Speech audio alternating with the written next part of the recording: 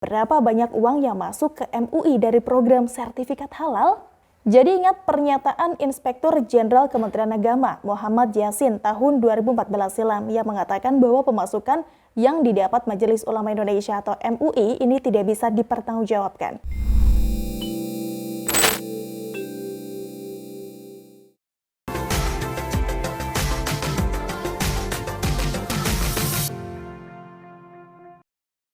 Halo guys, Assalamualaikum warahmatullahi wabarakatuh. Salam sejahtera untuk kita semua. Jejak digital Anwar Abbas, MUI di masa SBY dan Presiden Jokowi. Artikel oleh Nafis. Mungkin banyak yang tidak tahu ada perbedaan kelakuan oknum MUI di masa pemerintahan SBY dengan Presiden Jokowi saat ini. Ada yang mau tahu? Mari kita bahas lebih dalam secara perlahan namun pasti.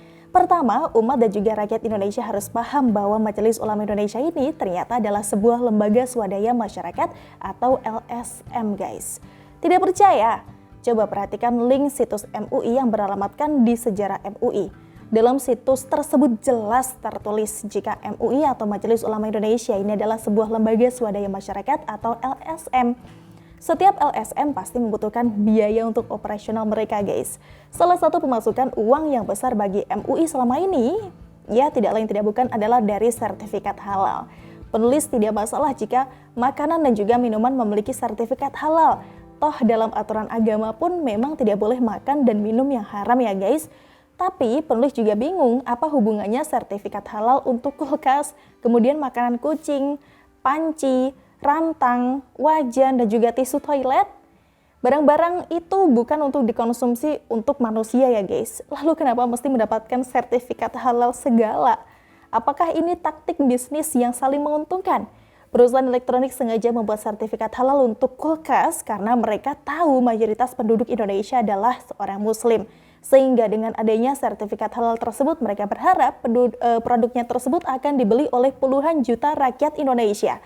Hitungan kasarnya jika satu kulkas sudah memiliki sertifikat halal harganya 1 juta rupiah dan 150 juta rakyat muslim membelinya karena ada sertifikat halal, bisa dibayangkan kan berapa besar keuntungan yang diperoleh perusahaan hanya dari satu produk saja.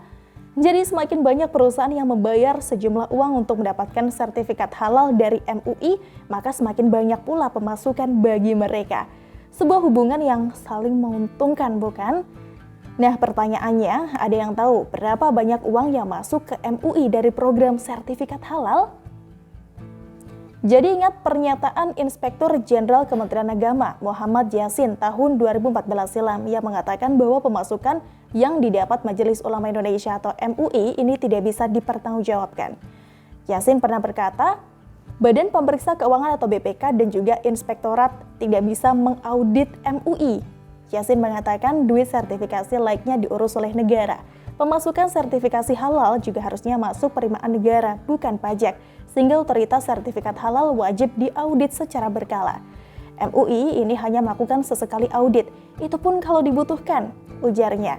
Yang bisa masuk mengaudit MUI sekarang, kata dia, hanyalah Komisi Pemberantasan Korupsi atau KPK.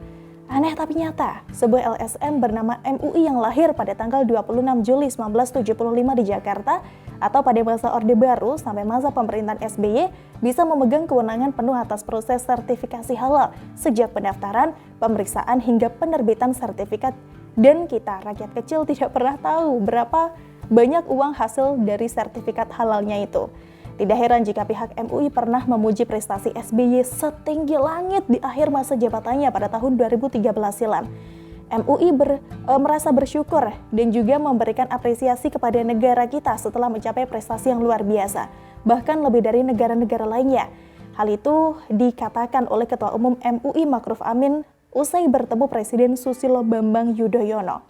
Nah, dalam pertemuan dengan SBY tersebut guys, Ma'ruf Amin didampingi oleh jajaran Ketua MUI antara lain Anwar Abbas DKK.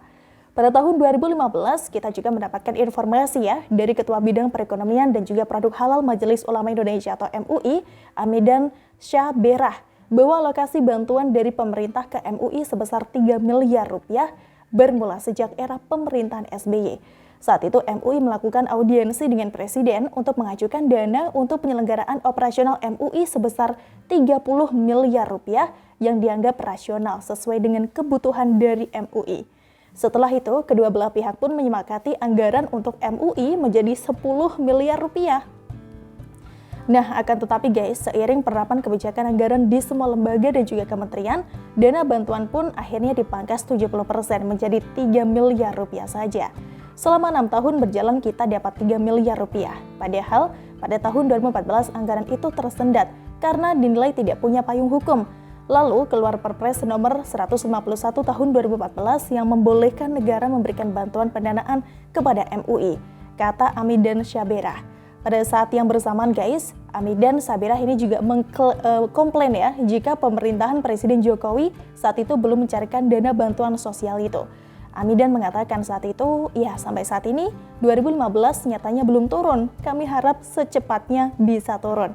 Untuk tahun anggaran MUI tahun 2015, Menteri Agama saat itu mengatakan jika pemerintahan Presiden Jokowi menggelontorkan dana bansos sesuai dengan pengajuan program, bukan dalam bentuk uang tunai langsung. Pada tahun 2019 lalu, di masa Presiden Jokowi, sertifikasi halal tidak lagi menjadi kewenangan MUI, tetapi diserahkan kepada Badan Penyelenggara Jaminan Produk Halal atau BPJPH, Kementerian Agama atau Kemenak. Nah, pada tahun 2021 guys, Kemenak ini juga mengeluarkan sertifikat halal bagi UMKM secara gratis. Entah berapa banyak pemasukan dari program sertifikat halal yang diterima dari MUI selama ini. Tapi sekarang kewenangan tersebut diserahkan kepada Badan Penyelenggara Jaminan Produk Halal atau BPJPH Kementerian Agama atau Kemenak yang merupakan bagian resmi dari pemerintahan Presiden Jokowi. Lalu bagaimana dengan jejak digital Anwar Abbas yang merupakan salah satu petinggi di MUI? Yuk kita bahas lebih dalam. Setelah ditelusuri guys, ternyata nama Anwar Abbas ini sudah ada di dalam kepengurusan MUI sejak periode 2005 hingga 2010, periode 2010 hingga 2015, kemudian periode 2015 hingga 2020, bahkan juga masih tetap bertahan di MUI untuk periode 2020 hingga 2025 nanti. Penulis sempat berbahagia guys sebenarnya ketika Den Syamsuddin yang setuju penguasa Orde Baru atau Soeharto ini diberikan gelar pahlawan dan juga geng 212 seperti Bahtiar Nasir, Zaitun Rasmin, Yusuf Martak DKK terdepak dari kepengurusan MUI sejak tahun 2020 lalu. Tetapi penulis masih heran kenapa sih Anwar Abbas ini masih saja ada di dalam MUI saat ini? Bukankah beliau pernah mengatakan bahwa oposisi yang menanamkan dirinya koalisi aksi menyelamatkan Indonesia atau kami adalah gerakan moral dan diperlukan? Gerakan moral, tapi admin kami di Medan malah ngaku ada ajakan untuk membuat kerusuhan di Indonesia seperti tahun 1998 silam. Apakah gerakan membuat kerusuhan itu gerakan moral ya, Pak Anwar Abbas? Penulis pernah mengangkat jejak digital Anwar Abbas ini, meminta penghargaan Nobel Perdamaian yang diterima oleh Mohamed El-Baradei dicopot. Karena menurutnya El-Baradei ini adalah salah seorang tokoh utama di balik penggulingan Presiden Mursi yang terpilih secara sah dan juga demokratis. Meskipun linknya sudah dihapus dalam situs internal Muhammadiyah setelah penulis info ini pada tahun 2020 lalu, tetapi jejak digitalnya masih bisa dilihat guys. Jika Anwar Abbas membela Mursi dengan dalih Mursi adalah presiden Mesir yang terpilih secara sah dan juga demokratis, lalu kenapa Anwar Abbas mengatakan pihak oposisi kami yang anti terhadap Presiden Jokowi sebagai gerakan moral? Bukankah Presiden Jokowi merupakan Presiden Indonesia yang terpilih 2 kali secara sah dan demokratis, seperti Mursi? Pada tahun 2020 lalu, Anwar Abbas ini juga pernah mengancam mundur dari Sekjen MUI terkait rencana sertifikasi penceramah. Faktanya, program sertifikasi penceramah ini diusulkan sendiri oleh MUI tahun 2018 lalu. Ups. Katanya mau mundur, tapi beliau masih di MUI sampai tahun 2025 nanti. Yang terbaru, Anwar Abbas ini juga mengatakan kalau Presiden Jokowi cukup 2 periode karena rakyat sudah muak. Rakyat yang mana sih maksudnya? Rakyat proyek mangkrak Hambalang warisan SBY yang pernah dipuji oleh MUI karena SBY orang pertama yang membuat program bansos ke MUI 3 miliar rupiah. Lagi pula jika rakyat muak dengan Presiden Jokowi, lalu kenapa beliau bisa terpilih lagi secara demokratis oleh mayoritas rakyat Indonesia sebagai presiden di Indonesia untuk periode kedua?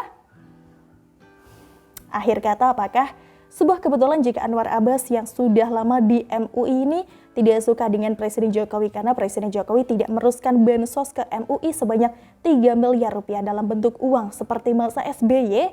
Apakah ini juga terkait dengan kebijakan Presiden Jokowi yang mengalihkan kekuasaan sertifikat halal yang selama ini menjadi sumber pemasukan besar bagi MUI kepada Badan Penyelenggara Jaminan Produk Halal atau BPJPH Kementerian Agama atau Kemenak? Nah, silakan rakyat menilainya sendiri. Wassalam dari Nafis. Gimana nih guys menurut kalian? Langsung diskusikan di kolom komentar ya. Terima kasih sudah nonton video Suara Ranah hari ini. Kita ketemu lagi di episode selanjutnya hanya di channel 2045 TV. Bye-bye. Wassalamualaikum warahmatullahi wabarakatuh.